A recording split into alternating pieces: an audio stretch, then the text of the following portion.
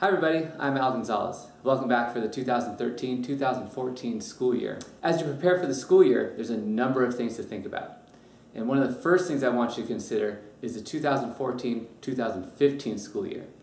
That's right, with the coming of Common Core standards, we need to have this year an understanding across our schools of how to manage change, how to guide ourselves personally, professionally, and with our school communities through this idea that we're going to have to think just a little bit differently to continue to accelerate achievement, increase all that we do that results in greater learning, and then of course have fun, enjoy each other, build strong relationships, and continue our professional and academic growth. As the school year begins, there's many things to plan. One of the first things I'd like you to consider is that first faculty meeting. There's three things I want us to concentrate on when having that first faculty meeting. Number one, build community.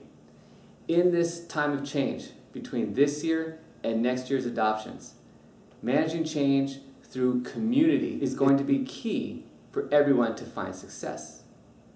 Now we all know that teachers in each classroom do a number of activities to build community, helping children learn names, helping them feel safe, helping them understand how their classroom works. You can do the same in the faculty meeting.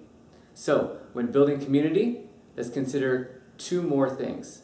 Number one, always, as best you can, sit in a circle. There's nothing stronger to building community than sitting in circles. Allowing everybody to have face-to-face time is key to building trust, to building familiarity, to strengthening relationships across not only similarities, commonalities, and things that we do together, but also across differences of opinion, across confusion, and across times when things are challenging, when things are changing.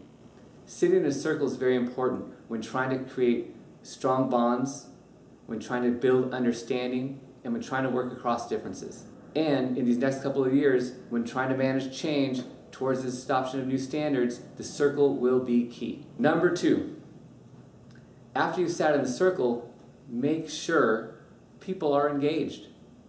You as the facilitator of the meeting or the person that is speaking has a responsibility to keep your audience engaged, just like a teacher does in the classroom. So, a couple of ideas. One, always have the agenda posted. Two, complement any verbal delivery with visual delivery. 3, open or close with some personal community building activity. As you move forward this school year with whatever your plan is, please make sure that you take the time, actually make the time to help your school community build from what they know. When building from what you know, you must take time, make time to reflect. What is it that recently worked? What did I try? What did I study in order to make something happen? When people can capture what works, they can more easily replicate it. And that's exactly what we need during these next few years when we move from one set of standards to the next.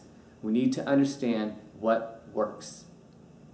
Then, to complement that work, we must also take time to understand what didn't work.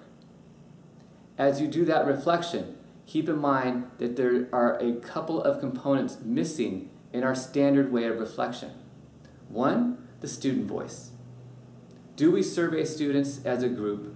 Do we ask them individually? Do we ask them routinely or frequently for their take on their experience with us as school leaders or as classroom teachers? Chances are we don't do it very often. But without their perspective, we often do not reflect accurately on what did work and why, or what didn't work and why.